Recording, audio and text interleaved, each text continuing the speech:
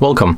In front of me I have Realme 6i, and today I'll show you how we can adjust notification bar shortcuts. So you have to simply open your notification bar, slide forward 2 times to get it full open, and then tap on this icon. As you can see right now, we can easily change position of the icon. So for example, we can put icon for between mobile data and silent mode, click, hold, and then drag it right here.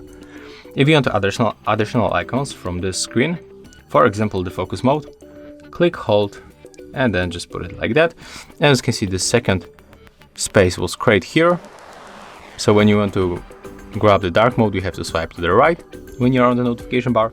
And if you want to remove icon, for example the modes, click, hold, and then drag it below. After that you can just go back, and as you can see, everything is saved. And that's how you can make it. If you find this video helpful, remember to leave a like, comment, and subscribe to our channel.